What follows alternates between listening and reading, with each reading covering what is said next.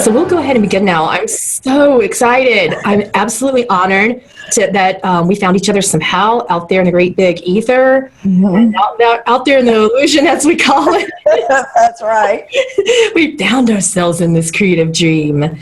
And I love that when I find another version of myself walking around in somebody else's body, and unity shares itself with me in such a beautiful, grand way, such as with this lovely master teacher, Carol Howe. You can find her at carolhowe.com. She's also written at least one book that I know of from that she can tell you about on forgiveness. And she does, you know, what I love about her work, this is what I absolutely love, is that she's living it. ACIM is living through a creative human body that we can relate to. So unlike most teachers that I follow, when I found Carol and we had some phone conversations, I went, oh my goodness, I see God in you so much. So I went on over to her YouTube site, and it's lovely, by the way. What she felt this calling, and I hope that I can do it justice by talking about it. If I'm not, just interrupt me and I'll add footnotes if not. Yeah. She felt this calling, this divine calling, to take the Course in Miracles lessons and to put them into these daily experiences for you, and they are so relatable. I mean, I started listening to them and I just kind of intuitively scrolled through. I didn't go, chapter 1 through all of it like most people do. Whenever I pick up A Course in Miracles, I tend to go, where to, God? Open here. So I did that with your channel, and I started finding the most amazing lessons that I could really pull into the meat of my daily life. And that is what I love about what you're doing. And then we determined that we had so much in common with our teachings on forgiveness. It's the primary core. It's like, if you're not going to teach that, forget about teaching anything else. It won't matter. Yeah.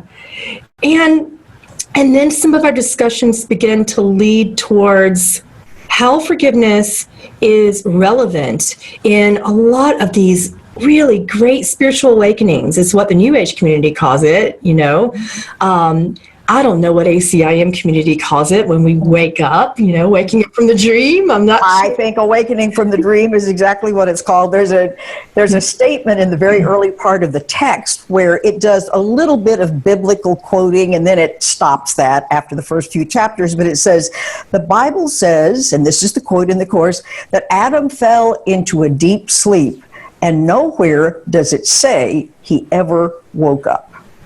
And it's like, And so then, of course, the premise is we are really in a sleeping state, and our goal really is to wake up. So it doesn't just infer that around the edges. It's very clear. That's what it's about. Okay. Yeah. All right. So tell me a little bit about your book. About Never Forget to Laugh? Yeah. The book, Never Forget to Laugh, is Bill Thetford's, you might say, official biography. Mm-hmm. Bill Thetford was one of the two scribes of the Course, and not many people know about his immensely important role. People who know anything at all about the backstory of the Course think, well, it's Helen's book, and Bill was the helper. He was the typist over in the corner. Nothing could be further from the truth. Bill energetically, just like you wouldn't say, well, the mother is responsible for a baby's being conceived and the father is just ancillary. It's like, after all, fathers and mothers have equal input into the formation of a new baby. And it wasn't just Bill's compassion and understanding and brilliance and helpfulness. It was his energetic presence. It was their coming together and agreeing that something needed to be done that allowed this latent promise to become actualized, that they had obviously both promised to do. Mm-hmm. So he was, and for people, it's important to know, Bill Thetford was a world famous psychologist in his own right, having nothing whatsoever to do with A Course in Miracles, and was very prominent in his field, one of the handful of experts in something called the personality assessment system, which was this very complicated how to understand what makes people tick, so to speak. So finally, after many years, can you listen to see if you can imagine the weirdness of this? He's researching and researching on more and more refinements about how the ego works. And at the same time, he's bringing forward material about how to let it all go. He finally has to give up his research on the PAS because it's too contradictory to be minutely studying how the ego works and vigorously practicing how to let it go. Can you imagine what kind of a dilemma that is? But Bill was an amazing, brilliant, tuned-in soul, and he came to that place of pure joy, pure enlightenment, could hardly keep his feet on the ground by the end of his life. Literally, he was a tall, slender man, and in those last couple of days, it is reported by those with whom he stayed and with whom he was interacting, he was literally up on his tiptoes. It was almost like he could not stay grounded on the earth those couple of days before he passed away. So yes, I'll tell you what, the genesis of the course comes through remarkable people. I didn't know Helen. I talked to her on the phone a couple of times, but Bill was a very, very, very good personal friend of mine. I stayed with him. He was a gay man, so my husband was not alarmed by that. And he stayed with my family in Denver, so we were close personal friends. So I have a lot of the inside backstory, so to speak, of the course, in a way most people don't. So I thought his biography must be written because the course is so much more meaningful when you know something about the trials and tribulations and the challenges of bringing it forward in the first place. It's an amazing story, really. It is. Wow. And speaking of forgiveness, I have to tell you this. When I met him, he was moving to California for the last 10 years of his life, which was the time during which I knew him. And he had retired from his very prestigious positions, several positions at Columbia University in New York. And so at gatherings or someplace, people would say, "Well, Bill, what are you doing now that you're retired?" And he said, "I'm practicing forgiveness." And they would go, it's kind of a conversation stopper for a lot of people. And a few people would be like, "What does that mean?" And he was usually patient and would change the subject, but he wasn't kidding. He saw that practicing forgiveness, practicing letting go of his remaining grievances was the only thing that mattered. And he devoted himself to that as his top priority for the remaining 10 years of his life. What dedication for all of you, being right there at the foundation and forefront of sharing these beautiful sacred, I want to call them channelings. Yes, it was like the honor of a lifetime to know Bill very well. He had a very healing presence about him, and it was kind of embarrassing to him because he was a very humble man. You would never know from him all of his recognition, all of the things he had won, all of the times he was reported on in the New York Times and so on. In other words, he was at the top of the food chain, so to speak. And that's why all of these years of bringing forth A Course in Miracles had to be very, very secret. He was the head of the department of all the medical psychology at Presbyterian Hospital, which is the teaching hospital part of Columbia University, and he had all sorts of other titles as well. To let people know he was doing something as bizarre sounding as A Course in Miracles was out of the question. Was it shocking?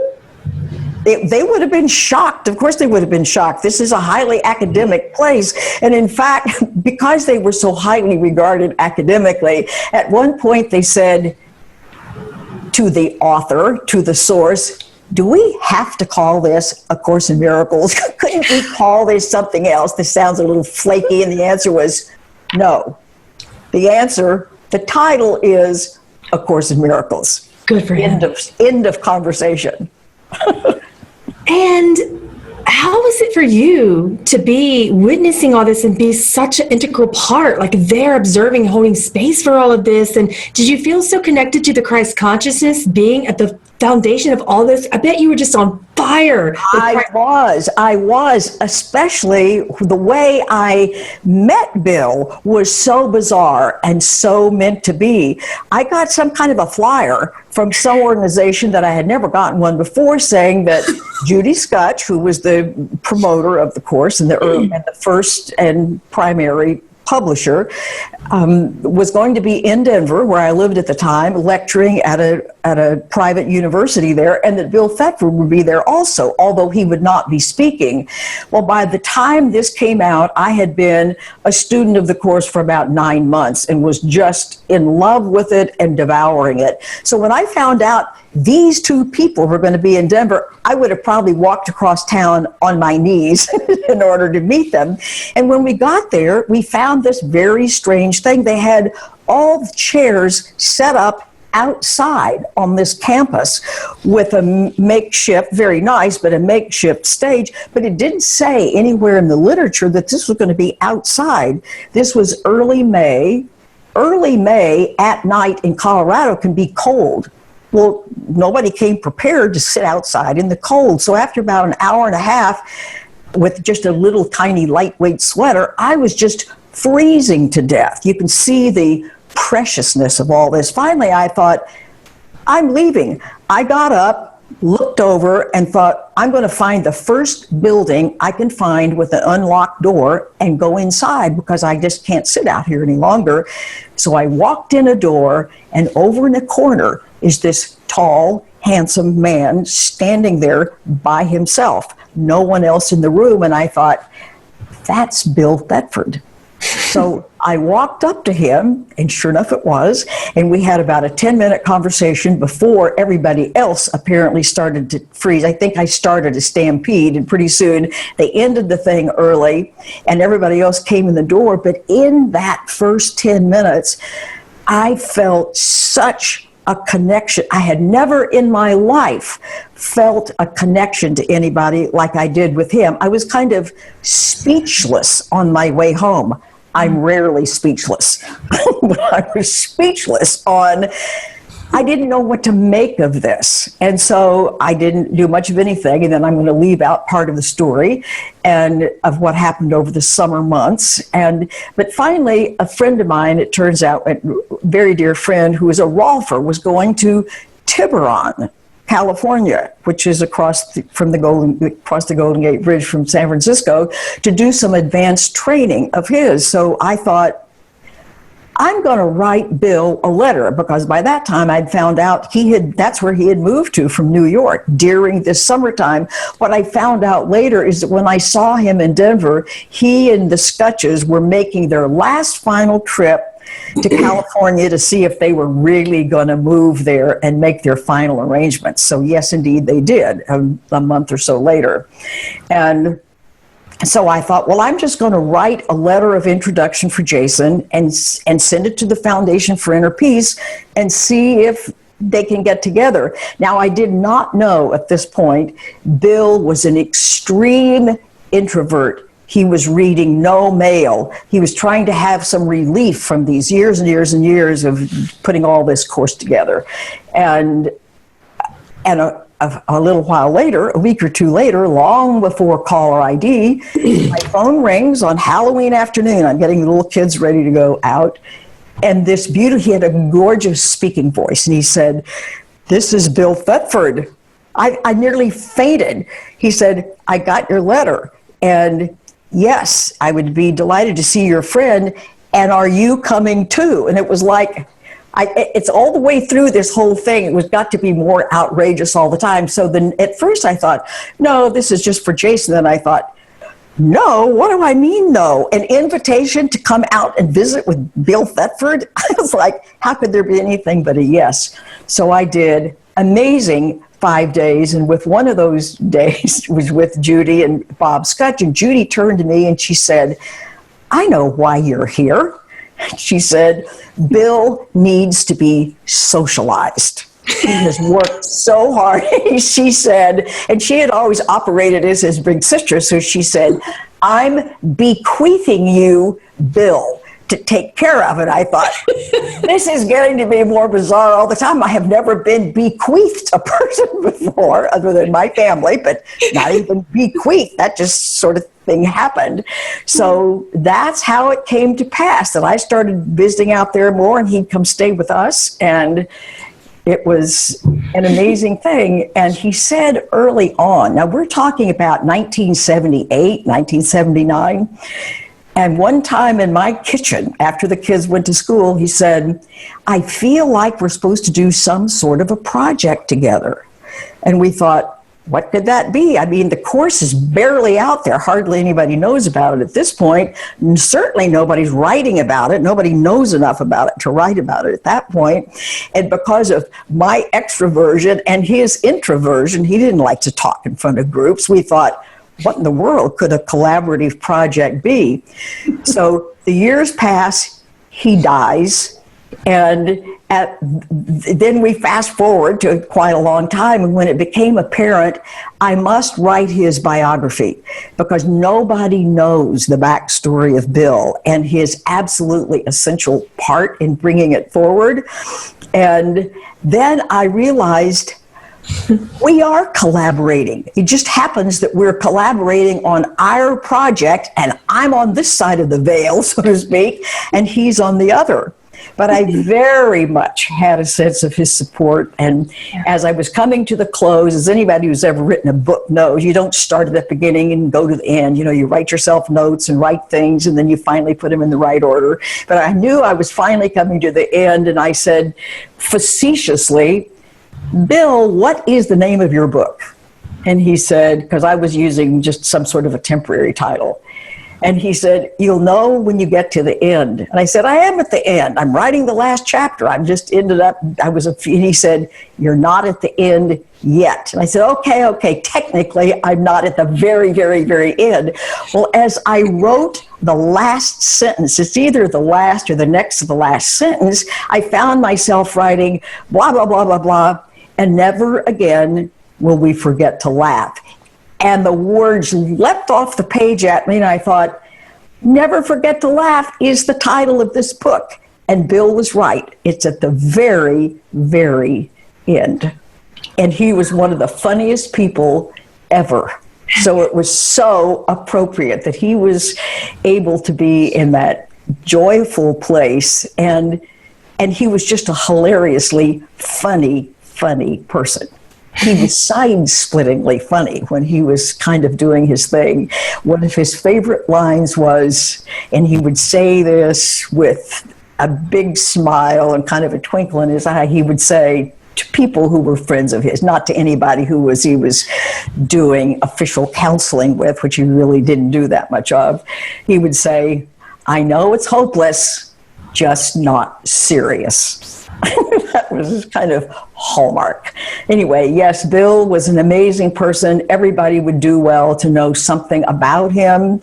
And I mean, in my very biased opinion, I think it makes the course richer, and you can appreciate it more so when you know about the struggle and the learning and the requirements to be faithful to their task that these people had to be to bring this masterwork forward. And again, prejudiced though I am, and I have a lot of people, philosophers and so on, agree, it's probably the most important document in the past 2,000 years.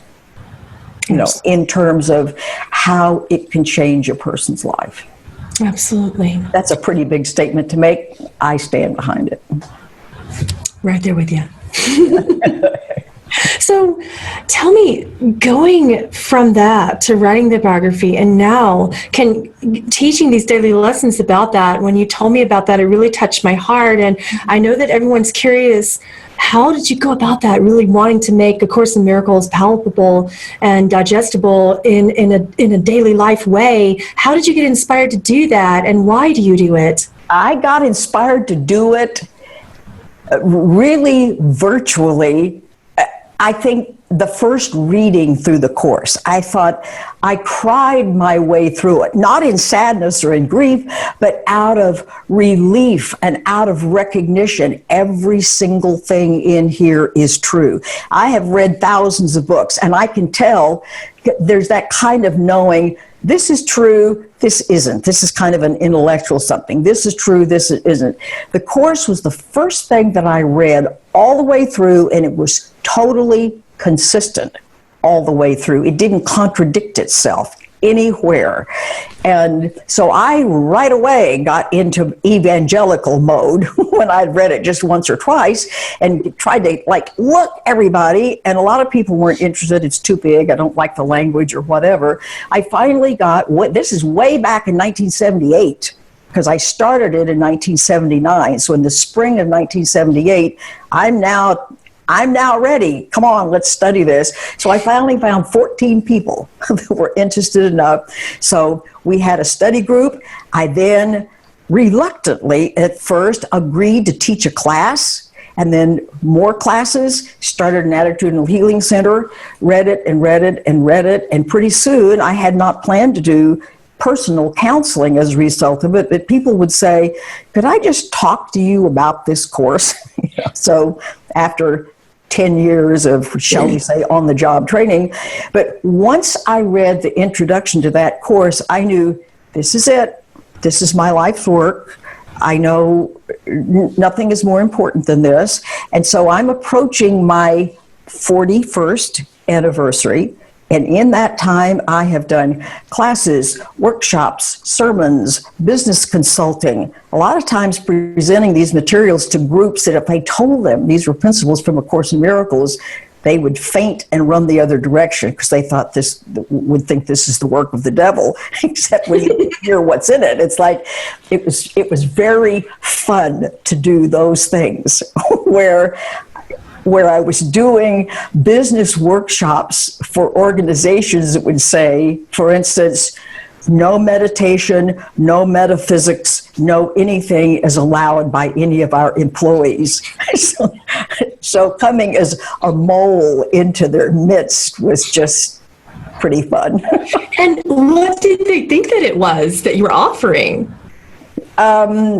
Some inspirational training, or this was a big hospital, the heads of departments, they just needed a retreat. So we did this day-long retreat, the vice president and about 13 department heads and a chaplain of a very conservative religion. And they loved this day-long thing so much that they asked me to do a second one. So about 6 weeks later, I did a second one. And my very good friend was one of those department heads, which is how I got involved in this in the first place. And at the end, they said, we have loved this so much. Can you make us a reading list? And I thought, oh, no, I can't possibly think, what am I going to put on a reading list for these people who would be horrified if they knew what my background really was. But you just present things in language that makes sense to people. You're not watering down the principle. You're just not using language that they can't relate to. So I have done course things in other countries all over the United States, say every way that it's possible to present material to living human beings, I have done in related to the course. Written books, I've written a couple of others besides that. The one called Healing the Hurt Behind Addictions, which is all based on those principles. And one was actually just my little 6-week outline that I decided, people said, could you just print this up? It's like, okay. So I was over at a friend's house one day and I was trying to get this finished in time for a big conference. And she said, what's the name of this? And I said, I don't know what the name of it is. And about that time, I heard this, I'm not going to call it a voice because that makes it sound like it's something external, but I had this knowingness. Now listen to the specificity of this. It said, when you go home, read the epilogue to the workbook and you will find the title there. It's like, Okay, that narrows it down. It's only 2 pages long. So I did. I came home, I read the epilogue, and there's a sentence at the bottom of the first page that says, blah, blah, blah, blah, blah. And now we go homeward to an open door that has left, that God has left unclosed for us, or something like that. It was like, homeward to an open door. That's the name of the book. And it is the name of the book. Wow. And what does that mean to you, homeward to an upward door? The fact that nothing is denied us. Everything is openly here in the presence of what we are. That I am presence that's infinite, that's eternal, has peace and happiness and blessedness, everything that we can imagine with our unfortunate dualistic language built into it. It's here. It is us. And yet we close the door to our experience of it by the busyness in our minds, by our grievances, by the resistance of this. I must have that. And until that activity in the mind gets quiet, you cannot experience your birthright. You don't have to evolve into your birthright. You don't have to earn your birthright. You don't have to go hunting for your birthright. You have to quiet the noise level. So this is always an open door. As long as I exist, which is always, since there's no time involved with this, everything is openly ours. It's built into us. We can't lose it. We can go to sleep. We can ignore it. We can make so much noise in our minds that it seems to block it. That's why the beginning of the course says, this course is not about teaching the meaning of love, because that's what beyond can be taught. It does aim, however, at removing the blocks to the awareness of love's presence. The blocks is the activity in the mind. And that's why forgiveness, which it sees as the releasing of grievances, the releasing of that busyness in your mind, allows what's already present to be made known to us. So pardoning is not what forgiveness is about. See, most people are taught forgiveness says, you're the one who hurt me, you're the one that's the problem. And this is my upset is because of you. And nothing could be further from the truth. Other people can trigger my own woundedness that's already present before I ever meet that person. Wow. They can trigger the places where I'm holding on and hurting myself and blaming myself and not accepting myself. So they're just like a pointer. It's like they're pointing. They don't realize that, and we unfortunately usually don't either. They're pointing to where I am blocking and hurting myself, and only I can stop. And what is your greatest advice on how to actually quiet that mind, quiet the ego? So many people ask, how do you really do that? Yeah, the purpose of the course, since we are a technologically competent age, technology people can understand. So I like to refer, it's like, okay, we like technology, let's call this a spiritual technology, if that gets your attention, because it is. It's a rewiring the brain process. That's why practicing the lessons are so important. Because practicing the lessons is a repetitive. You'll notice that in some of them it will say, repeat this 3 times, or repeat this, every hour, or something like that. Neurologically, if I focus my attention on a new idea for sometimes 15 or 20 seconds, I grow new neural networks. So this is literally about a reprogramming. It's taking us from so many of those things that we consider truths, except they aren't truths, they're beliefs, that are too small, that are too limited. I call it flat earth thinking. In other words, they're based on premises that are false, and gradually changing our minds so that we become quiet. You see, we're now in love with the noise in our minds. We think we can only be safe if we defend ourselves or push away what we see as the problematic things or people or situations. Only that isn't the way life works. That's not the way the world works. And I'm going to tell you something very important for everybody who's listening. The reason why that doesn't work is anything I resist in my mind and push against, the brain says, we have an enemy. We have an enemy. Okay, I'm on it. We have an enemy.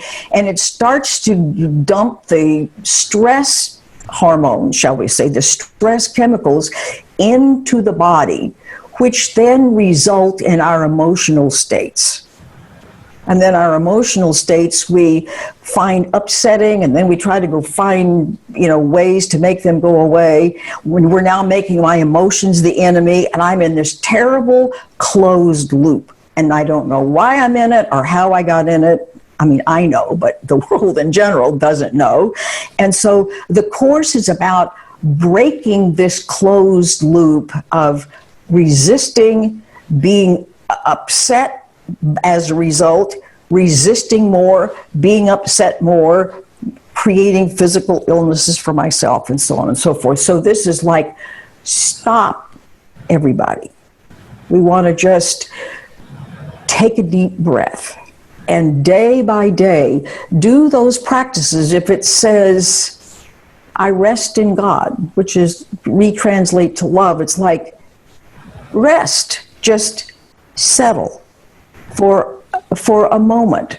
Or all of those things about if I defend myself, I am attacked. So it's like, I'm going to just not defend myself. I'm going to just be here in this one moment that I'm in, and I'm going to not be pushing against anything. So the lessons kind of call out to us, not our crimes, but our errors in what we think will make us safe, because we're all upside and backwards over that. Right. So it's a practicing of a new way of thinking, of seeing, and part of that new way allows the frantic thinking activity of the mind to just stop. Imagine how much disturbance can be settled when you realize, I'm safe. No matter what, I'm safe. I'm loved. I make mistakes, endless mistakes. We all do. I'm not guilty. I am eternally home, safe, beloved. I have to start putting my attention on those kinds of ideas instead of, oh my God, I don't dare let anybody know who I really am. There's a lesson that says, you are afraid that if people could see who you really are, they would run from you as if from a poisonous snake.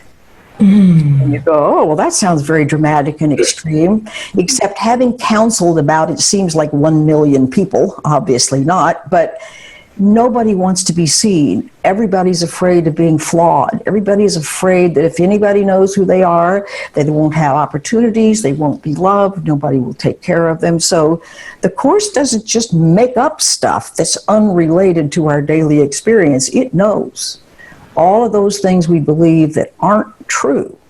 And its purpose is to undo them. It's an unlearning, undoing, reprogramming technology. How do you like that? I love that. And I love that you use the word undoing. That's one of our commonalities that we discussed in previous conversations, because the book that I'm writing now, which is no coincidence, called A Course in Forgiveness. Yes, yes. The subtitle is The Great Undoing. Yes. You see, the problem people make, and I'm so glad you're writing about that, and I've read some of your early writing and listened to some of your work, and it's outstanding because it's right on. It gets to the heart of the matter, is that since we already have everything we need, undoing the errors in our thinking is the only thing that gets us anywhere. It's not an undoing of us. It's an undoing of a real rat's nest of interlocking and sort of self-sustaining beliefs about what's not okay about us and what we have to do, how we have to make it in the world when I'm not okay. And a lot of that is unconscious to people because it's so painful. Who would want that to be conscious all the time? So it starts being shoved into the unconscious when we're very, very young, very early, before we're even, in many cases, but in pre-verbal times, before we are able to think, before there's any self-talk that goes on. So the Course is asking us to sit in that, to be present in that, correct? And to rest in uncertainty, probably for the first time in our remembrance in a body, because most people don't remember, the dream of former lifetimes and all of that Exactly. sort of stuff. Exactly. So, and it doesn't feel good. So this is a question that so many people who sit with me as a channel in the New Age communities, this is the question. How do we sit with that? It feels so bad. Oh, I'm so glad you said that, because the key, sometimes people say, what is the one thing in all the world we need to rethink, so to speak, and that is our relationship to our emotions. Somehow, I've done a lot of interviewing about all of this, and I haven't found one single person yet, just sort of the man on the street idea, that doesn't believe that there's something the matter with them and their emotions, that they're weak, that they haven't done something right, that feeling upset, whether it's angry or grief-stricken or hopeless or something like that, is wrong. Like, if I'm a smart, well-rounded adult, I should never have these feelings. You think, where on earth did we get that? But let me tell you why that is so damaging, and why, if there's one thing people need to deal with, it's this. Because remember, the stress response was evolved in the body. Again, we're now all at the dream state, time and space level, because that's where we think we are. And the stress response evolved way back when, let's say, we lived in a jungle, or so in our primitive days or in our early days, where we needed a response if the panther is about to jump out of the tree and get me.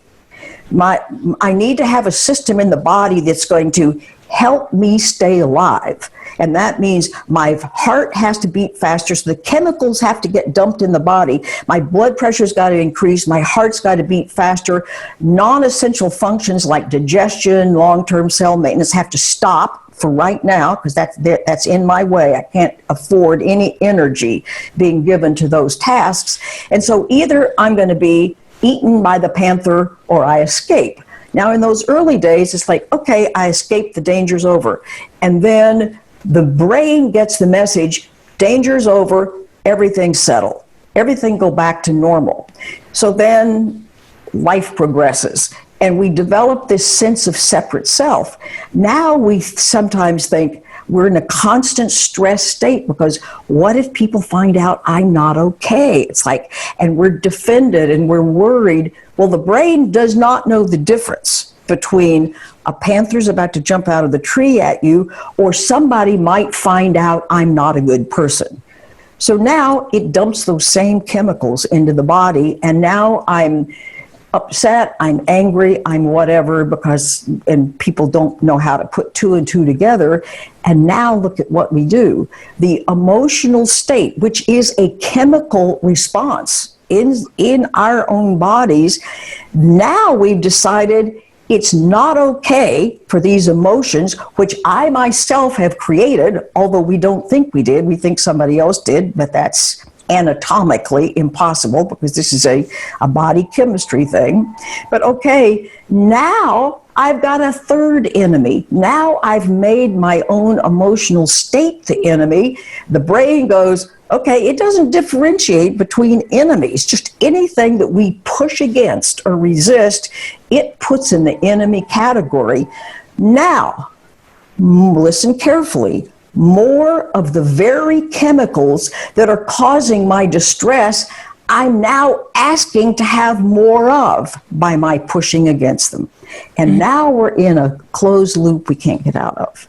And which is why the first way we break this closed loop is to allow ourselves to feel what we feel. So the one single thing that could like turn this planet upside down in no time at all is if everybody would go, it's all right that I feel this way. This doesn't mean anything about me. And you begin to welcome instead of hate your emotional state. And when you do, the chemicals will calm. Then you can begin to see, what is this I believe that is so in my way? And it gives me some breathing space to do that work where I can see, what do I believe that's not true? But if you never read A Course in Miracles, if you never do anything else, stop fighting against your own emotional state. It will take you to places, it will take you to your next stage of openness. You have to go through this. Everybody wants to go around this and try to intellectually figure everything out. You cannot do that with your body chemistry. This is, you must accept it, you must allow it, and it will settle. Guaranteed, 100% all the time. It's so important. It's like I want to stand on a street corner and say this. I bet you have. Going my way, I have. I say it a lot because over and over, tens, hundreds, thousands of people that I've spoken with, and they all have this same notion that to allow yourself to experience your distress isn't okay. See, this starts in early childhood often, you know, when you're punished for being unhappy or crying or screaming or yelling. The only way you know how to express yourself when you're 2, you don't have verbal language yet. And so we all, at least everybody I run into, I guess I don't run into people who have no problems, although there is no such animal, but we are all habituated, at least in our culture, to pretend like we're never upset. And it's a killer.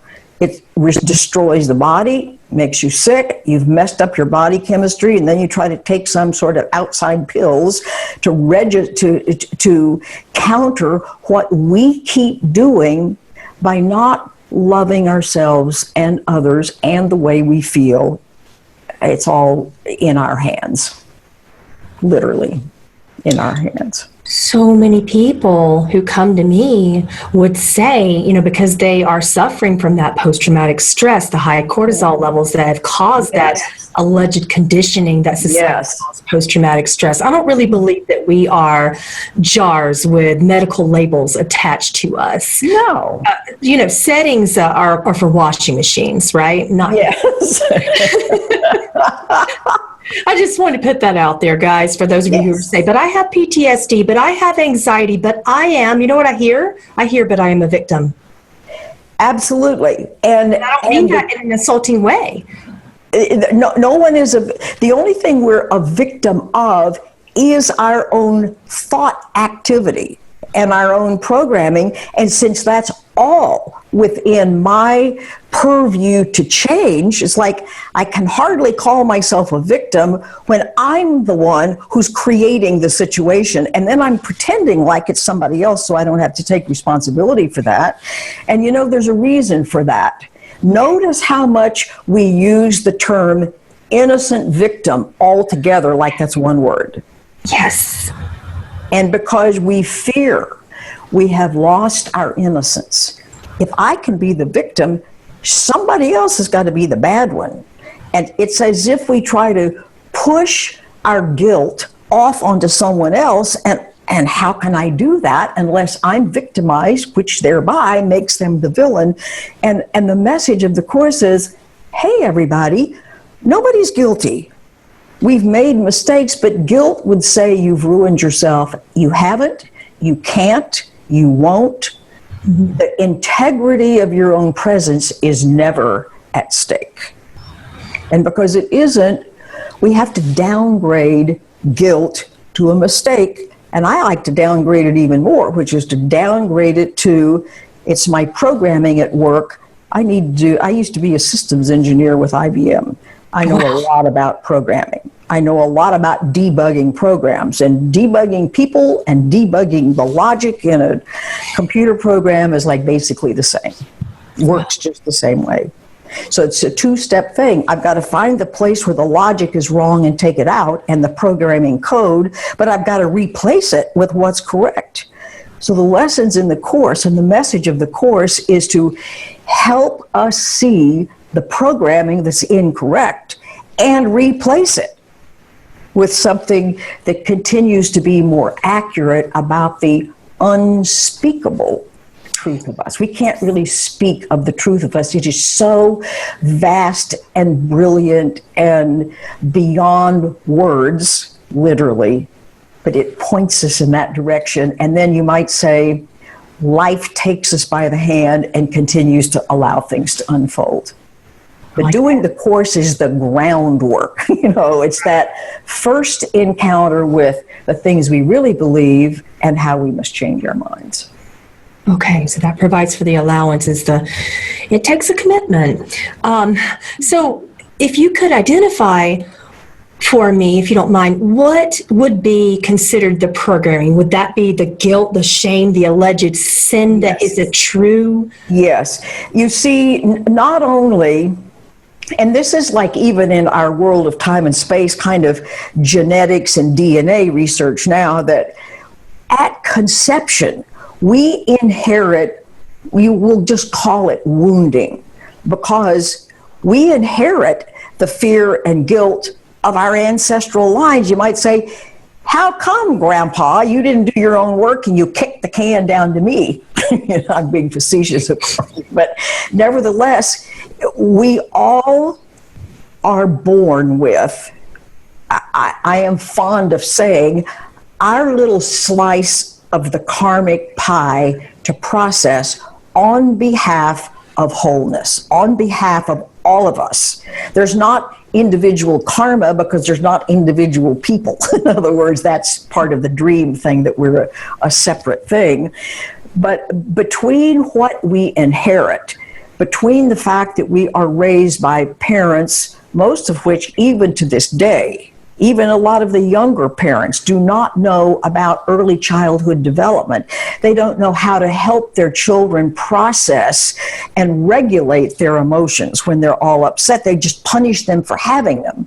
Yeah. So here you've got an adult parent who can't regulate his or her emotions, punishing a toddler because they can't regulate his or her emotions. And so you've got this kind of impossible thing. And then they get to be a little bit older, let's say 3 or 4, and you break grandma's favorite vase and you go, oh, you're such a clumsy kid. How could you do a stupid thing like that? And you get punished and so on and so forth. So the net of that is that by the time all of us, and I mean all of us, are 6 or 7 years old, we have programmed literally in a notion that says, I'm not worthy, I'm undeserving, I don't measure up, I shouldn't be kind to myself, I should be punished. In other words, I don't get to sit on the same row with, you know what amazes me with all the people on the planet, of all the people I've talked to, it's like there's probably 8 different things, that everybody will acknowledge about how they really feel about themselves. And then, so we start to grow up, and what do we do in our growing up years? We learn defenses, intellectual, emotional, physical defenses against what we now believe is the truth about us. We think, okay, this is the truth about me. I got to try to be a really nice person, not let anybody know what I'm really like. We get to be young adults. Finally, the frontal lobe of the brain is developed at 23 or 24 years. And it never occurs to any of us as young adults to say, is all this stuff I believe about myself true? First of all, we don't even know what we believe about ourselves, but we don't question it. Mm-hmm. And so we continue to live with our misinformation and the defenses to try to prevent what we fear is true about us to get us in even more trouble. So I live this defended, blocked life simply because I haven't known, shall we say, what happened at the beginning. I don't see the big picture of what being on the planet is like. Does that make sense? It does. Wow. And then it's this immense wake-up call. And now I'm going to go to the other portion of my book, The Great Spiritual Awakening, A Course in Grace. Yes, yes. Because, and the reason why I'd like to discuss grace is because you mentioned earlier that as we are debugging or reprogramming that false, sin and shame and all these things that we are societally conditioned with, Yes. are we replacing that with grace? I didn't hear what you said. What did you say? Are we replacing that with grace? Yes, it's like at some point, and we don't know really when we do it or how, we make a kind of desperate plea, and some people might be aware of it. I mean, I've been searching and searching. We're all seeking for something, and we don't know what it is. And like you, I've been on that search since I was 4 or 5 years old. Long before I went to school, I thought there's something the matter with things here. What is the problem? And so I remember starting the first grade, at not quite 6 years old, thinking this, in whatever way I would have languaged it as a little kid, like, I can't find what I'm looking for. So I guess being a success in school is what I'll have to do. Because that's what they tell us. That was the second choice by far. I settled for that, and I was. But that's not what I was looking for. But I could not find what I was looking for. Sooner or later, people will finally come to a place in one life or another where they go, I give up. I don't know how to find answers. I don't know what to do. The grief will be overwhelming. And the minute you say, help, I really, honestly want help. I want you to know you are grace-filled at that moment. Help comes from every imaginable dimension. You may not be aware of a great deal of it, but events, those coincidences that aren't coincidences at all, can begin to occur. You hear about a class, you'll hear about the course, you'll meet someone, you'll move to a new city. Things will continue to unfold. Mm-hmm. And sooner or later, everybody's going to come to a breaking point where trying to hang on to the belief that we're this unworthy person and then somehow make our world work anyway simply brings us to our knees. Yes. Brings us to our knees. And you might say grace gets us back off our knees. It's like it really does. For all of us who can go back and look at what seemed like the interesting coincidences, that's like, oh my gosh, if I hadn't met that person, this wouldn't have happened, and so on. And if we only could enlarge our thinking long enough to know, of course, life is here. I can trust the presence of my own life. My life is not just maybe okay and maybe not. The life presence of us, which we did not invent, is trustworthy. And learning to trust it is one of the most important things we will ever do. And we must. In the last part of the class, it says, for some people, the pain, and it says it poetically, and I'm not quoting it word for word, it says, pain will be felt at once. Others will seem to, I think it uses the word, walk along the path gaily for a while before the pain sets in, before we have our disappointments, before things, don't work out. And it says, and finally you realize that all roads of the world, which means all of these trying to make the ego thing work out, all lead to death. Yes. And it says, Men have died on realizing no road in the world, trying to get your way ever leads to happiness. And it says, however, at that lowest point, when you feel for you most desperate, is the entry point into a kind of grace-filled, happier, more expansive life than you've ever had before, because finally you're saying, I give up. I clearly do not know how to live life successfully. Help. And when we say help, help pours in. Who knows what the form is going to be? It can be people, it can be books, it can be classes, it can be a dream, it can be a kind of an awakened intuition, but we are helped, we're supported, we're loved, we're guided. It's all here all the time for us. It's just waiting our welcome. Because at this point we're going, I don't need to know anything about that. It's like, I know how life works, and I just know how to succeed, and I know how to make those people go away, and I know how to manipulate this and that and the other. So no, I don't need any help. And so shall we say the universe says, okay, you try this out as long as you choose, and we know sooner or later you'll give up. And then your real learning and your real peace and your real enjoyment of life can begin. You think? That's amazing. I was just in a class and I was teaching somewhat about this without incredibly knowing exactly what the concept was that I was teaching. I was observing myself as a channel teach this, and someone was talking about happiness and how is happiness really, really relevant, and how can we really integrate our God self and also lead a happy, peaceful, successful, creative life in the dream. Have you heard this before? Yeah. As if there's even a choice, right?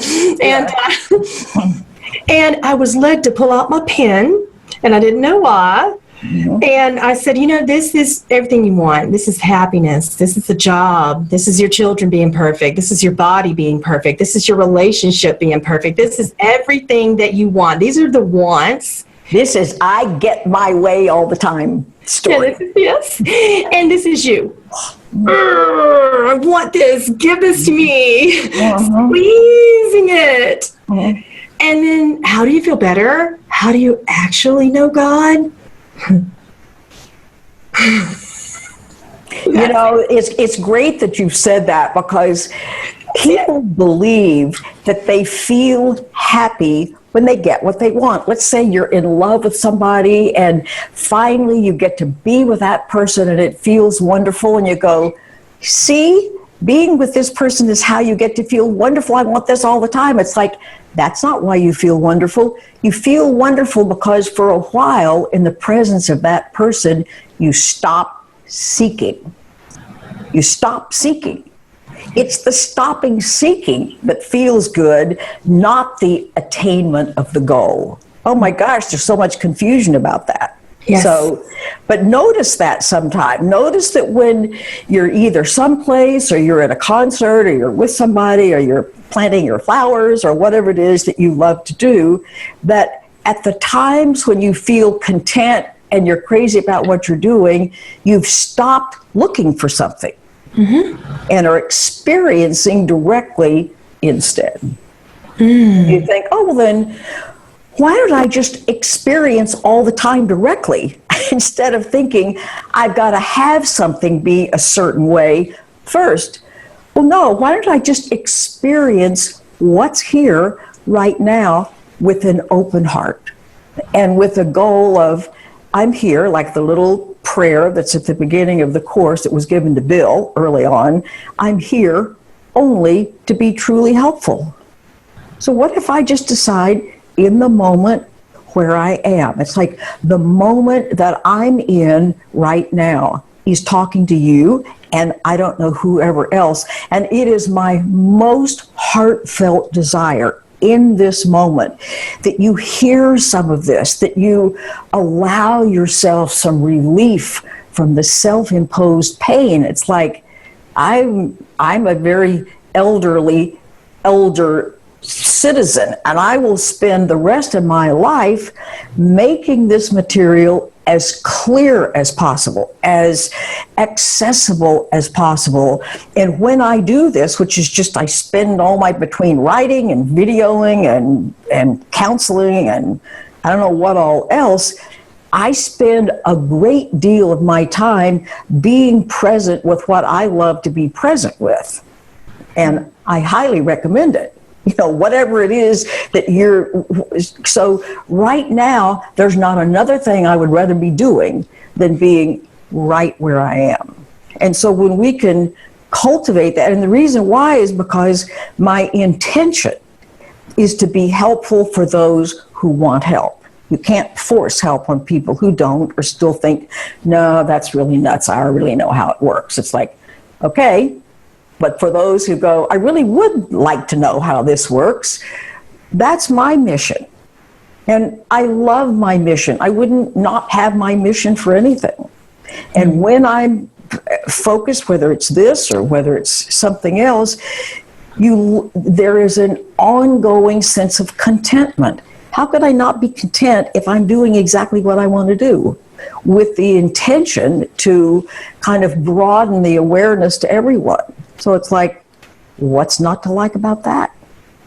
And you speak of being in contentment with this mission, and this is something that so many people come to me as a teacher and a channel in the New Age communities and in the New Thought communities, people everywhere in no community, you know, of attachment, they come to me and they would say, if I just know my purpose, if I just know what my life purpose is, why I'm here. And you said something very relevant that the Course often says, we are here to be helpful. Yes. Can you expand upon what does ACIM believe that means, and how can we apply that to so many people who are going, give me a definitive purpose. This is what I hear, number one. What is my purpose? Why am I here? And number three, which ends up becoming number one in most of my sessions, how can I make money with it?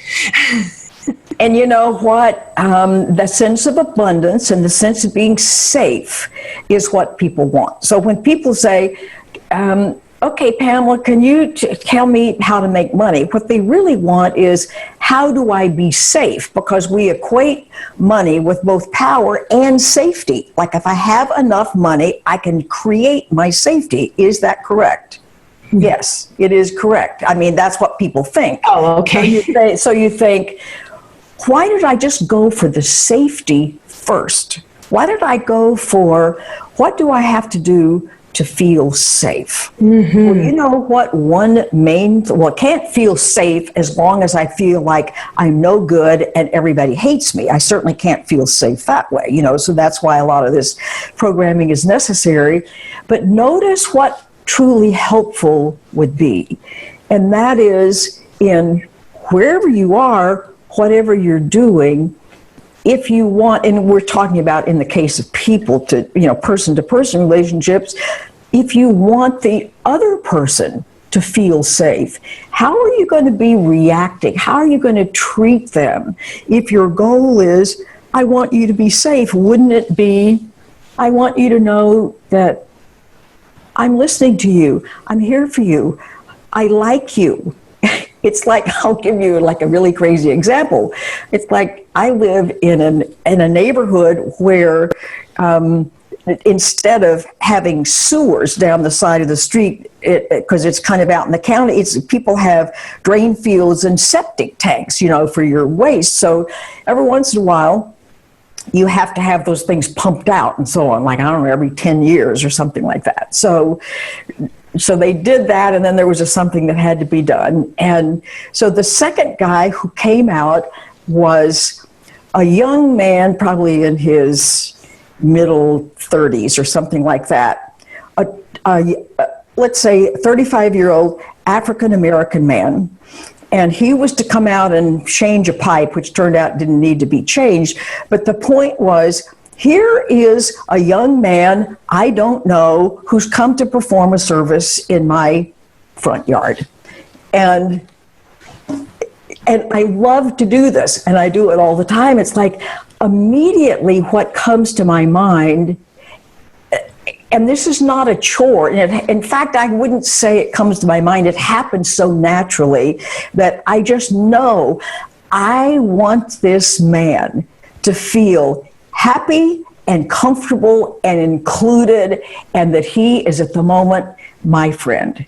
So I approach him, I talk to him, in a friendly way, and I just kind of go with what I'm led to say. And it was like, I said, as part of the conversation, it's like, wow, you're a really handsome young man, which he was. So why not tell somebody they're a handsome young man if they are? And just, it's an energetic, including this sewer pipe guy. Like at that moment, he was my best friend. I was enjoying my company with him because my goal was I want him to feel happy, safe, important, and included in my presence. Well, the more I want that for him, and of course he lit up like a light bulb. Anybody does.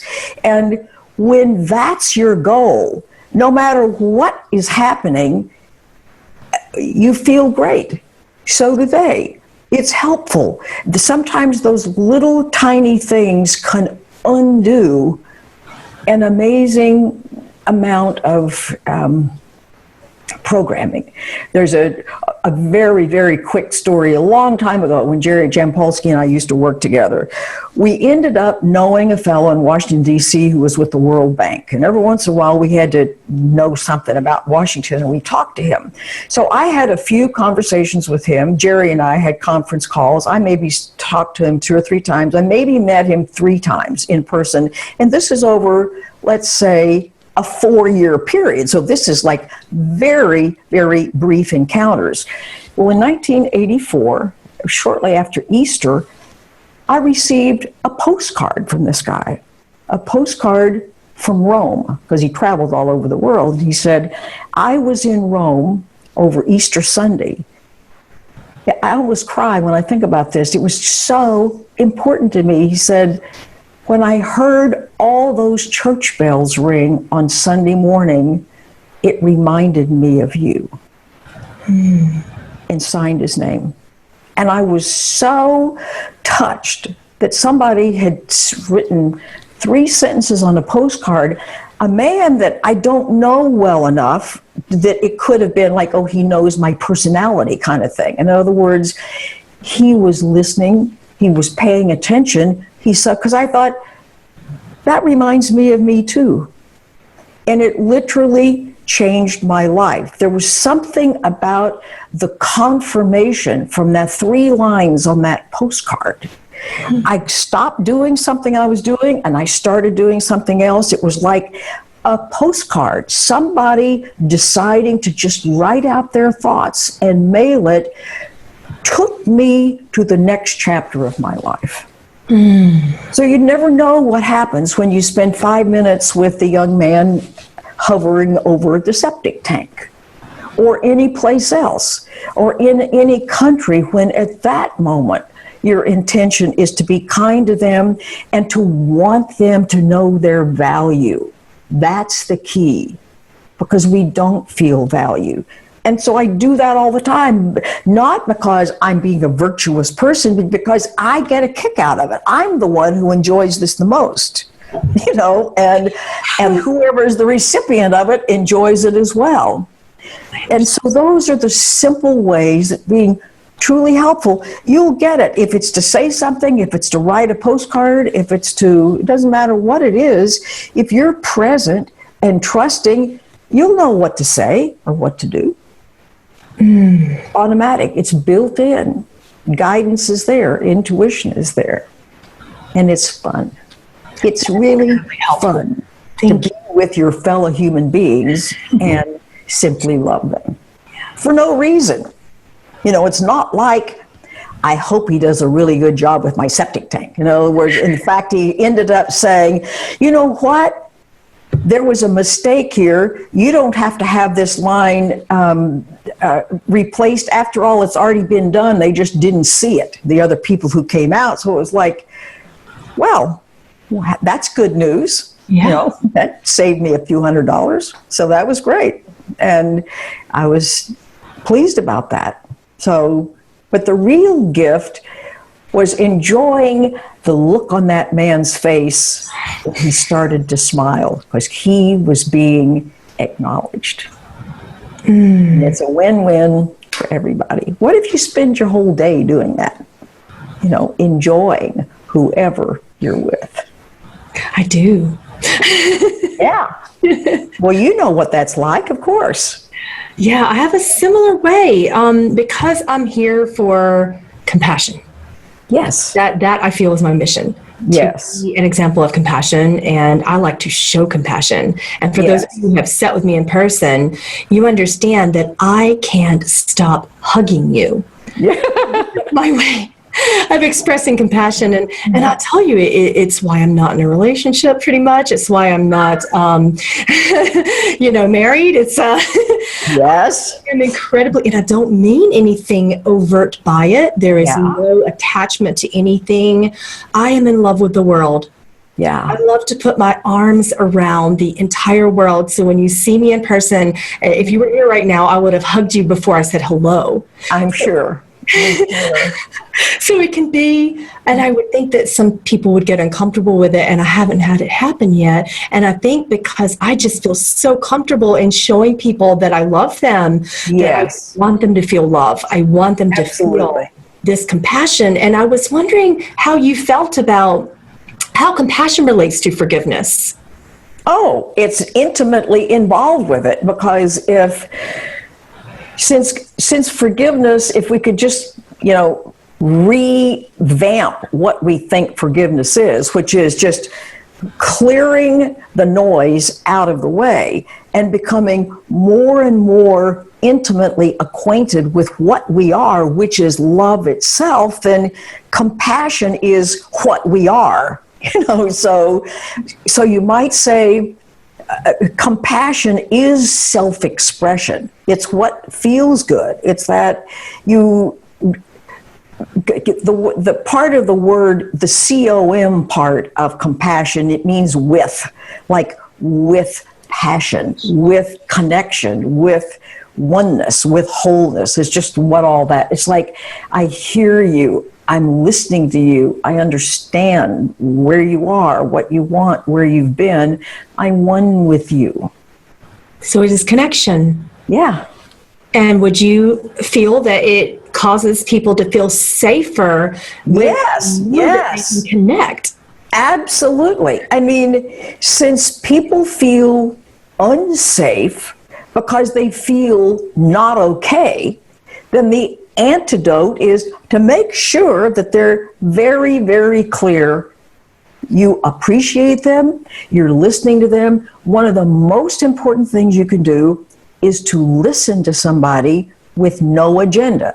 Like, let your own mind be empty of anything. You don't need to be having, I want to make sure I tell them this, I don't want them to know that. In other words, you go, I'm coming into this conversation, whether it's with a client or whether it's with, somebody at the grocery store, whatever it is when the interaction is for no personal gain. In other words, it's my mind will be quiet, and then whatever wants to happen just shows up in your mind.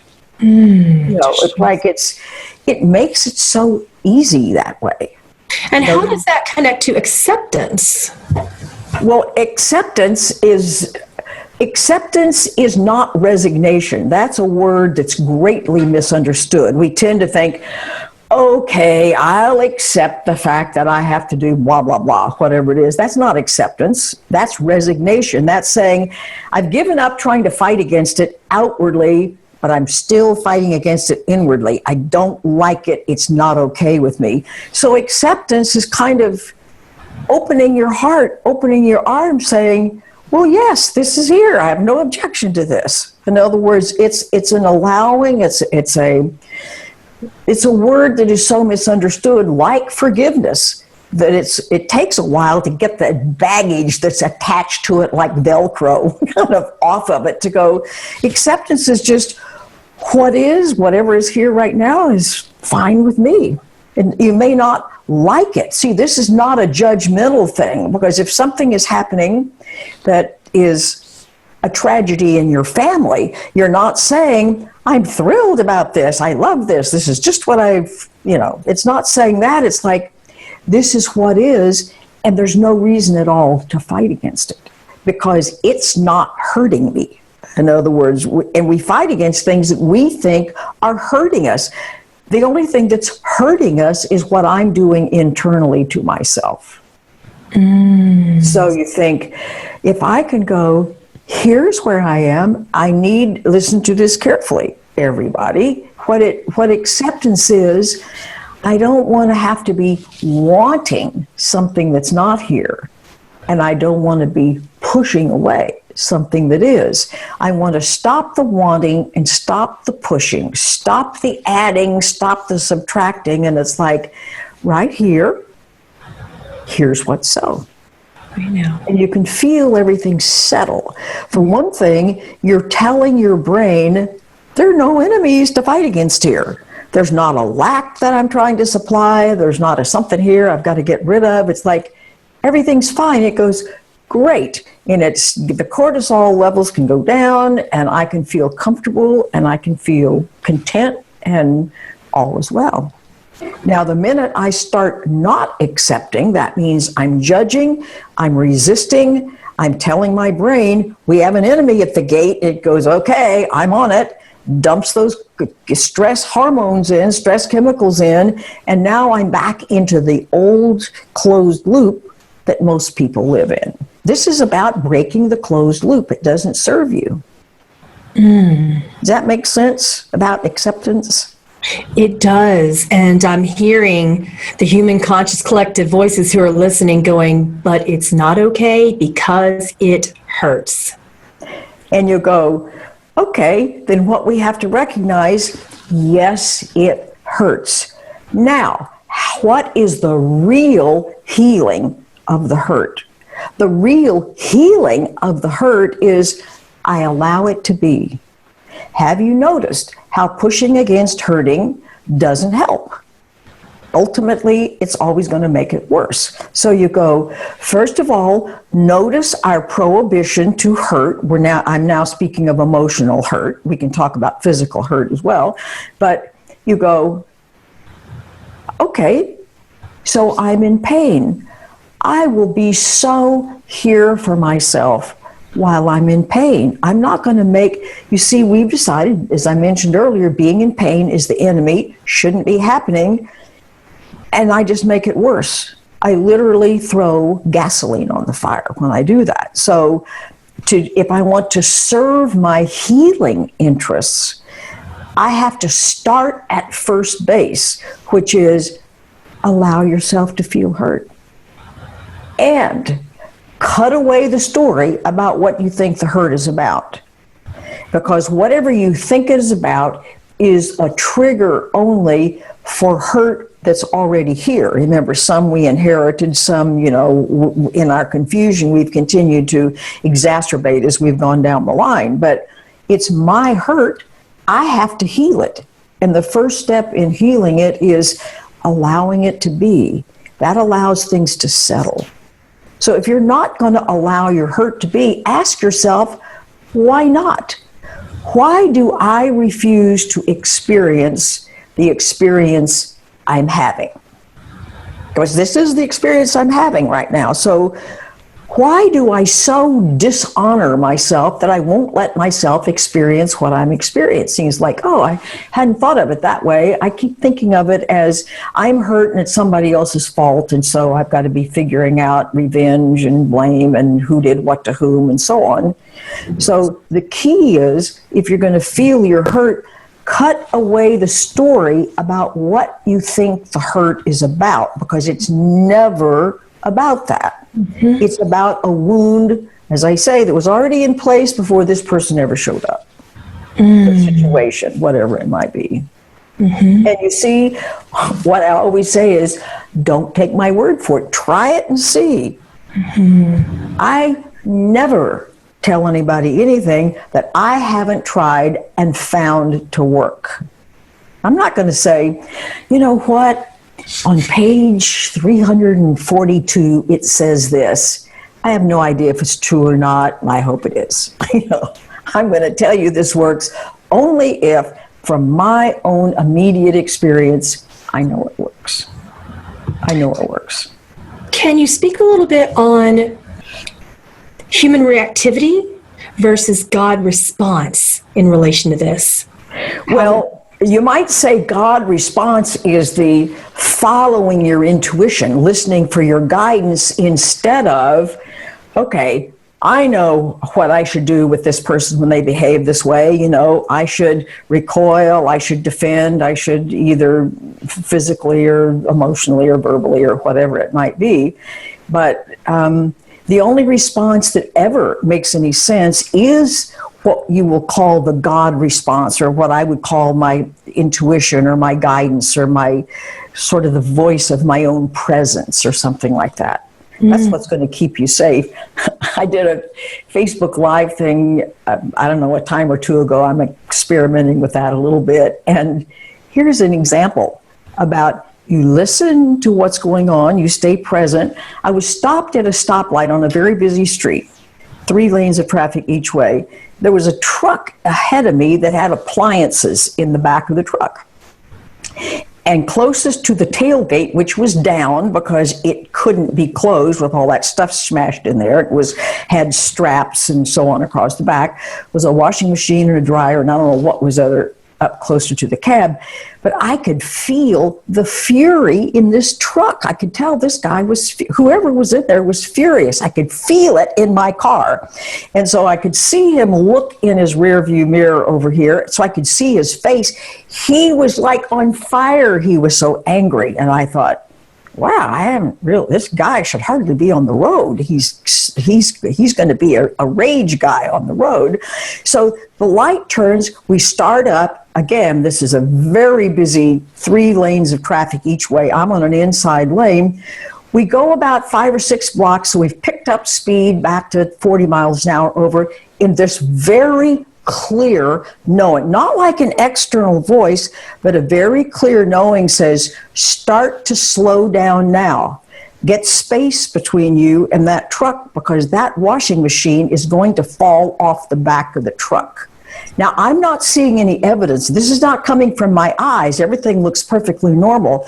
I do as instructed because I know you pay attention to your intuition. So I start to slow down. So now I've got several car lengths between me and the truck. At that second, pow, that washing machine fell off the back of that truck, hit the ground so hard that it bounced. Have you ever seen a washing machine bounce? He slammed on his brakes, got out of the car, started pounding on the back of his truck and stomping his feet, and some guys jumped out of cars. They appeared from someplace, about 6 guys, helped him lift this thing back up in the truck. It's like listening to my intuition very likely saved my life. If I had been right behind him and this thing crashed, it either would have fallen on my car or I would have smashed into it. And if I had still been going that speed, the people behind me would have run into me. The whole thing would have been it would have been a big problem in my day, shall we say. So you need to pay attention. So not only does paying attention to your intuition, just clearing out your mind, allow you to feel more contented and safer and happier, it could save your life. Literally. I think it just happened a month or 2 ago. That's a very recent thing. And I was pretty fascinated by the whole thing because nothing that I'm seeing with my eyes is giving me a clue that this is going to happen. This is strictly intuition. This is guidance. This is from the big picture of everything that's going on. This must happen now. And it was very clear. It was at a specific instant. It says, start to slow down now. But if you weren't quiet enough in your mind, if your ego chatter, you would have been thinking about, I probably need to get home and do this and do that. And the ego just goes, and you wouldn't have heard it. You're exactly right. That is the point. Thank you for making that point even better, is that if I had a lot of racket in my mind and worried about this and what am I going to do about that and blah, blah, blah, and not being present, you're right. I would have just smashed right into that whole thing and it would have been awful. Wow. But because I was present, because I don't have a lot of stuff, that doesn't mean I'm not very busy. I have a lot to do, but it doesn't mean that I'm ruminating over it all the time. It's like, I don't need to be thinking about what I'm going to do 30 minutes when I get home. When I'm here, I can't do what I'm going to do in 30 minutes because I'm in a car. So why think about it? I heard, I am not thinking and I am here. Yes. Those Exactly. two important things. That is exactly right. You're either present or you're thinking. The thinking is the interference. Right. Right. And most of our thinking, when you think about it, is no pun intended. When you think about it, most of our thinking is either I want this that I don't have, or I'm trying to get rid of this that I do. If those two categories of our thoughts were mysteriously eliminated, notice how quiet it would be. I do. So if you're focusing on what is, Yes, the negative sense, and because you're defending or wanting to attack, which common, ACIM go there, that Carol can feel free to explain if you guys are curious. Yeah. Or if you're focusing on what is not, which is lack mentality and oftentimes victim consciousness as well. yes, That's thinking, that's ego creative chatter. exactly. Which, if anybody notices, by the way, gets us nowhere. It's not like this is a productive process. You think, it's amazing how much we hang on to a process that gets us nowhere. And It gets us into exhaustion. it does, and it can make you very sick. But it's because we don't realize there are alternatives. Right. And so what you and I do is say, you know what, there are alternatives. There's a different way to do life. There's a much better, there's a more effective way, there's a more efficient way, there's a happier way, there's a safer way, there's an altogether better way to do life than what we've been taught. So why don't we just change our minds? And you might go, oh, I just don't dare let go of what I believe. It's like, okay, then you hang on to those beliefs that don't work as long as you want to, but sooner or later, in some lifetime or another, I don't know how that works, but sooner or later, we all go, I give up. So the sooner you decide to do that, the sooner things will be better. What can I say? Oh, it's so quiet. I had someone come to me today in class and she said, this is beautiful, I am presence. And I'm just kind of curious because it's not incredibly creative. I don't feel that I want to go do anything. I'm not thinking very much. I'm just very still. And I just don't really know I've never felt this before. I don't really, what comes next? And that reminded me of some of our conversations about allowance and how that goes into flow. And flow kind of takes over and grace is within you. And then you're not thinking about what you're going to think and what you're going to do and what's going to happen. It's like, this is when the miracle occurs. Yes. Again, it's like I'm referencing something that happened that I talked about the other day, because this was such a stunning experience for me. About 14 years ago, I was in Turkey on a wonderful trip, and we were in a museum in Ankara, the capital of Turkey, and had a wonderful lecture, had looked around at marvelous things in there, and there was a little curio cabinet over next to the wall that had a couple of ceremonial looking, it's hard to know if they were pictures or vases, they were something. So I thought, oh, if they're over there by themselves, they're probably important. After the lecture, we were all turned loose in this museum looking everywhere. So I walked up to this and I was stunned because as I got about 3 or 4 feet in front of it, every thought in my mind disappeared. Every thought. I can't tell you how stunning it is to suddenly, without warning, have every thought disappear. And it is heavenly. It is indescribable. It's not like I went crazy. I knew who I was, where I was, why I was there, what had happened, but the silence of no train of thought going through your mind is just, it is impossible to describe, but it is absolutely worth everything in the world to attain. And the same thing, and it's a slightly different version, happened a few days later in another city. We went into a mosque. I have no idea what this is about Turkey, for heaven's sakes. I've been to a lot of countries and nothing like this has ever happened before. Wonderful experiences. It took about 6 steps inside this mosque. And we were there to go see some certain architectural part of the mosque. I thought, this is happening again, but instead of suddenly without warning, this was more gradual, but still pretty fast. And the only thing I can say about it is there is a deepening. Other than that, there are no words in our vocabulary or no experiences that are like it that you could say, it's like this. It's not like anything, but I can tell you, I veered off from the group. The rest of them headed toward this other room. I thought, who cares about red tiles on the wall? All I want to do is allow this experience to continue to be what it is. And it was getting better and better. And then, of all things, I did a little resistance here. The call to prayer happened, 5 times a day. And it's this big, loud, recorded thing. It's no longer, at least in that big city, it wasn't a person doing the call to prayer. It was like I'm reaching, like I'm showing you up here in the bell tower thing. And so we had to leave because it was time for all the people to come in for, let's say, the 1 o'clock or whatever it is, prayer service in this mosque. But all I can tell you is when we say the absence of thought, we're not saying the absence of experience. We're just saying the absence of thought. And the absence of thought and the profound experience of peace is so amazing. You never want it to stop. I was so disappointed at that moment when those thing went on. And I would have stayed, except women aren't allowed in mosques, which of course is another story.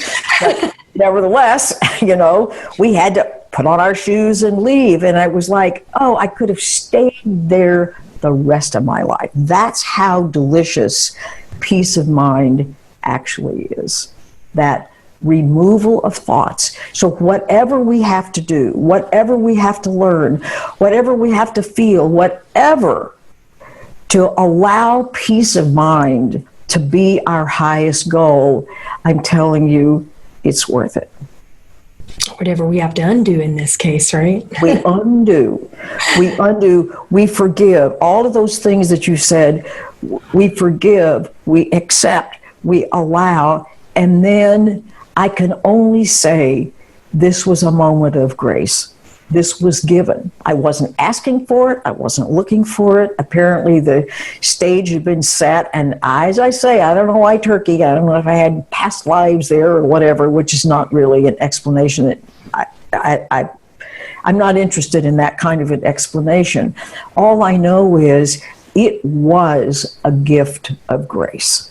And an unspeakable gift of grace. And you see, I'm as reluctant a learner as anybody. I knew 14 years worth of less than I do now, in terms of how I understand things.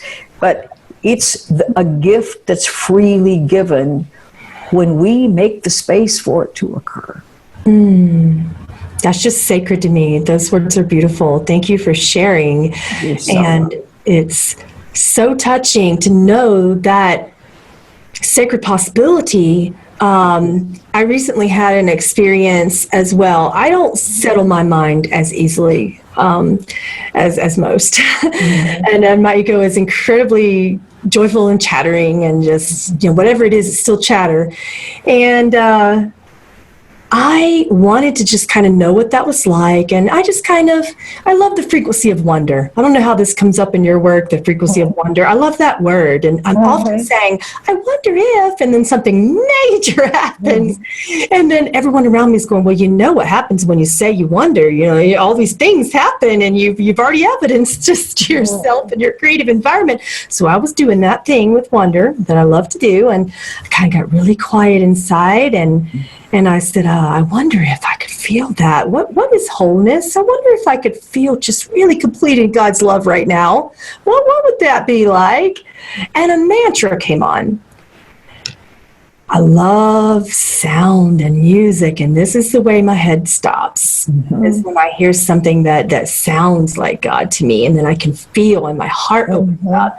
So a mantra came, harmless little 2-word mantra, or so I thought. It was the Hare Mukunde. Looked up what it meant later and went, oh my God! But I didn't know at the time. It just came across my playlist, and the guys were like, oh, why don't you repeat that? That'll be fun. And I went, oh, great, I wonder. So I did it. And let me tell you what, ever since then, every day, I have awakened with that wholeness. Wow. See, isn't this a fascinating time? There's got to be a quickening. I don't know what else to call it. A quickening of some kind going on for people who say, I want this, I'm ready for this, don't you think? Yes, and this is why I call this the time of the Great Spiritual Awakening, and I keep writing about it, and I keep bringing you guys together to discuss this because, quite frankly, I do remember all of my Akasha, and I have been blessed with those memories of my dream illusion experiences, and I haven't really seen anything like this before.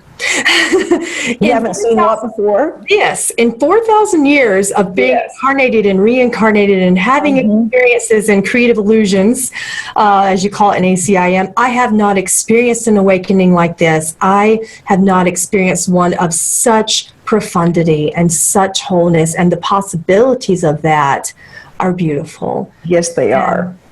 This is why I am so excited, because this is my first lifetime on earth that I can remember grace being a true expressive potential in the human conscious collective. And it thrills me. Wow. Well, I love your work. I listened to some of your channeling, and it's right on. I enjoyed it greatly. So I really appreciate your contribution to the whole. Anytime any of us make any steps or progress, whatever you want to call it, everything benefits. It's truly the rising tide floats all boats idea. Everyone is being helpful to the one. Remember, there's just one I am here. And every time any one of us say I am, it's the one I am saying this, and so the appearance of our being separate from one another is only an appearance, which is why when we want to reach out to one another, be kind to one another, make someone else smile, it's not like we're doing something or someone else a big favor. We're doing the one of all of us a big favor. And everyone has equal access when we choose to partake in it, so to speak. When we choose to allow it into our awareness, it's all there for everyone. No one is left out. There's not some sort of a pecking order. There's not an order of, it says there's no order of difficulty in miracles, which is true. In other words, of the way love can show up. And there's no order of some people get it and some don't. This is our choice in this moment. Doesn't matter what we've done up to this moment. In the only now that we're in right now, in this now, I can choose again. The very last section of the very last chapter of the course is called Choose Once Again. So it's like, trials are but lessons that I failed to learn, presented once again. That where I made a faulty choice before, I now can make a better one, and escape all pain, basically, that the other one produced. So it doesn't matter how off track we've been, how many transgressions we think are following behind us. They aren't. Remember, our world is an effect only. It's a big diagnostic that's telling us what the state of our mind is. It can change as easily as, flipping the page of a book, as we're willing to change our minds. Now, nothing in our past can prevent it when I can see that it's to my best interest to change my mind about just almost everything now. It's as if, because remember, the past is thought only, it's not experience. No one can experience a then or a there. Yes. Our only experience is here and now. And we have to use units of time, although it's not really units of time involved, but we'll have to call it moment. We have to use our dualistic language, but at every moment is a new, clean, refreshed moment, just like on our computer screens. They look like a solid picture. It's not a solid picture. It's an image that's constantly being refreshed, but it's being refreshed so fast that we see it our eyes see it as a solid picture, but it's not. And so we might say our life experience is constantly being refreshed every moment. So the minute I go, I don't care how I've done things up to this point, I'm going to be much nicer to myself now. For no reason, in other words, other than it's my birthright to do this. It doesn't matter what's happened before. You see, we make so much of what we did before. We make idols of whatever our transgressions are so we can hold on to our guilt now. That's not smart. You can do it if you want to, but it doesn't feel good. But right now is the only experience we actually experience. Do you think that's exciting or what? It doesn't matter how off track I've been. Right now, I get to change my mind. I can go, you know what? I do accept that I am lovable. I'm lovable because love created me lovable. I am an expression of love. And however much I can hide that from myself, I can't alter it. See, there's a difference between hiding something and altering something. You cannot alter your basic loving nature. Yeah. No matter how awful you think you are, you still are love itself. So go ahead and celebrate it right now. Have fun with it. Enjoy it. Accept it as the truth. Much better than carrying all that heavy baggage of what's the matter with me around. Yeah. Something is innately wrong or bad or sinful. Yeah. Yeah. Yes. It doesn't serve the purpose to bring your happiness. If it doesn't serve a purpose to bring your happiness, then why have it? It's just that our ego minds have hypnotized ourselves into being insane. And so we're literally not sane about these things. And it would really, I guess, be like if today in the 21st century you went over to Spain and people were behaving like they were in the 13th century, saying, you cannot go out on the ocean. Cannot you see that the world comes to an end? The world is flat. Can't you see the water stops and the sky begins? You're crazy to go out there. So in our modern times, we know that's not true. We've circumnavigated the globe in all sorts of ways, as well as planets and everything else. But if somebody insists today in 2018, nope, I'm sure that's right.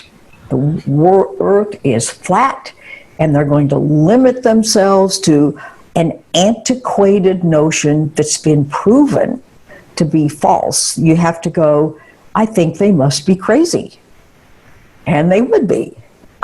To hang on to an idea that has been proven by at least some people to be false. In other words, that's been proven by everybody.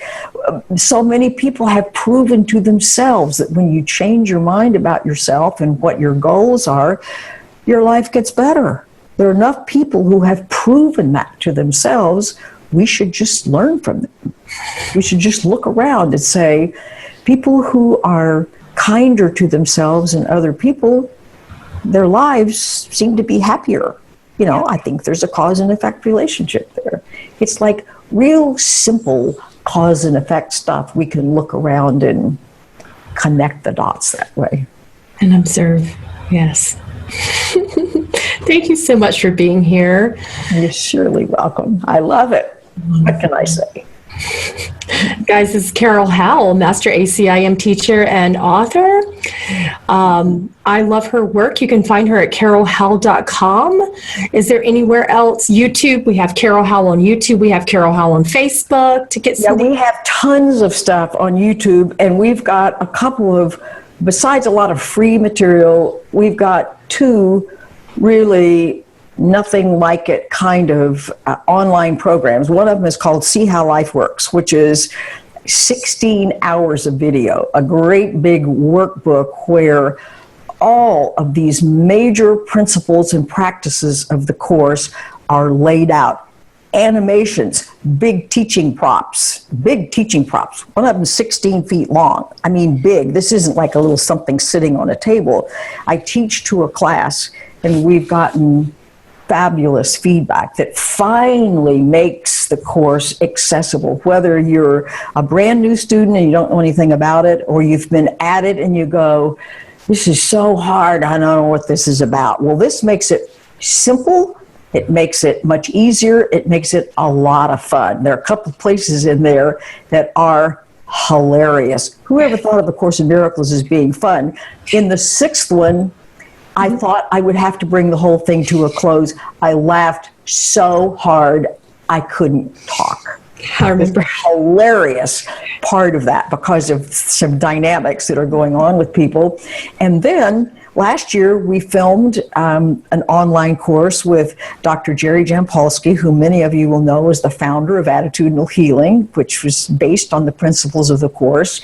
He's sold many millions of copies of books. Love is Letting Go of Fear is his first one.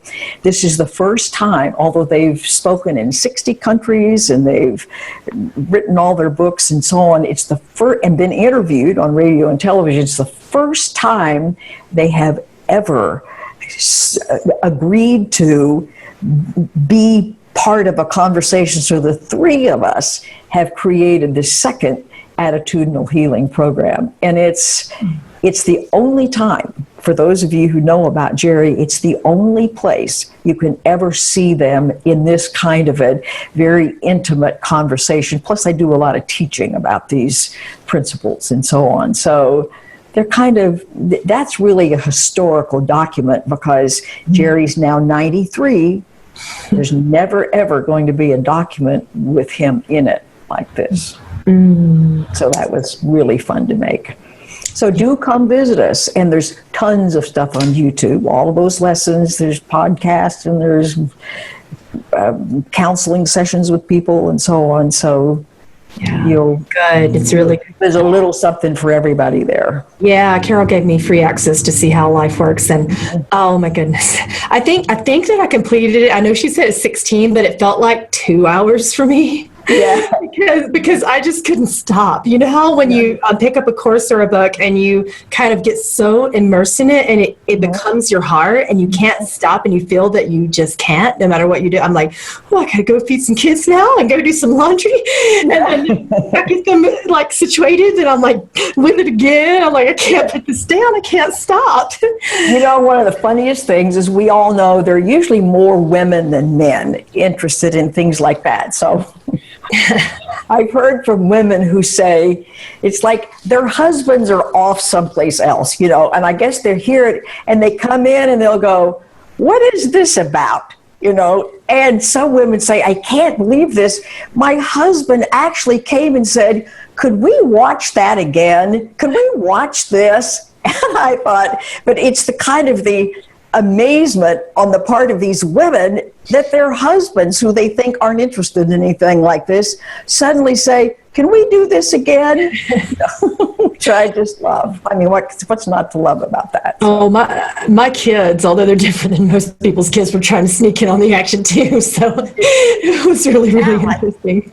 And some people have indicated, and this we never guessed would happen, is that some people have written to say they just feel an energetic something happen when they watch, even when they're just not even trying to do anything, and they're not trying to have anything happen, but they can just feel an energy shift, and they're kind of surprised by that. And me too, I didn't know that was going to happen, but it's been reported to us so many times that at least for some people, it does happen. In other words, shifts and changes are happening, and their intellects aren't even involved in the process. No, it's very deep. It's how it's happening under the surface. And for me, I felt like I was walking on my tiptoes. It was a strange phenomenon for me. It felt like I was in my body, but my body was lighter. It was very strange. Walking up there on his tiptoes. Something like that. And I'm like, why am I bouncy? Why am I, oh my gosh, my body everything feels better and energetic. It felt like a weight had lifted from, I had been going through some depression, because as I was explaining to you, my mom is doing not so well. A client of mine went through some things in her family where there was a suicide. So many things that happened that week, and I was feeling the weight of it when I did the course, and I was like, oh my goodness, halfway through, I feel it lifting, like just automatically lifting. It's just kind of a bizarre side effect that we didn't know would happen. And I decided to do this because I think it's a better use of my time now to try to record these things on film rather than running around all over the place like I did in earlier times. It's better to do this than to spend time in front of just one audience here or one audience here. I think these things, because they're technically 3, but really only 2 of us left on the planet alive who still go back to the very beginning, who are still teaching, who knew one or both of the scribes, who knew what the real backstory is. A third one is a man who's stopped his medical practice and is teaching some, but he's not all over the place yet. So I say there are 3 people because he knew Judy Scutch's son when they were in medical school together, 40 years ago or something like that. Mm-hmm. So I think he's doing some and would like to do more. So he's the 3rd person, but that gets us down to soon there will be no one left who knows the real story, who was really there. And because of that, before Bill Thetford was even gone, people were making up stories about him that weren't true. It's like, oh my God, if this happens while everybody's still here, think what's going to happen when all of us are gone. Mm-hmm. So that's why I think my time is best spent trying to get so much of this, in many ways, very hard-won information or understanding or something like that, recorded in a way that it's available from now on. And you are on fire. You are Grace on fire. I love it. I love what I'm doing. There's no doubt of it. We've got a list that goes so long, I'm going to have to be 110 before I get everything done that I think would be fun to do. And then I go, okay, if you don't get it all done, then somebody else will get it done. So it's like I can rest easy with that. But in any event, it's what I love. I'll get it done. Yes. I hear you. So thank you for your dedication to knowing what's more important than this, what's more fun than this, what's more rewarding than this, for heaven's sakes. Can't think of anything. And for being committed in every way, whether it's with your teaching, with your channeling, with your private work, with your whatever, raising your children. You still have children to raise. Thank you. Thank you so much. Someone was asking for the link to it. I believe that you can get it from her website, carolhowe.com. Yeah, it's very simple. All that information is there about the courses, about everything else is there. Yeah, and of course you can search her on YouTube. And the YouTube is both under See How Life Works and I guess under my name as well. Yeah, I found those little blips under those courses under your... Yeah, I try not to take care of all the technical stuff. I have too much other stuff to do, but... Well, I feel you on that. You can find me if you want to on YouTube. Oh, you should find her on YouTube, people. You will be blessed when you do, believe me. I have also spent hours there going, this is amazing. That is amazing. This is amazing. I felt like the spiritual ADHD squirrel meme. I'm like, oh, hi. I'm like, oh, Carol Overload. That's great. That's great. Well, we'll all stay in touch, and it's been absolutely a delight, and we'll do it again one of these days. You never know.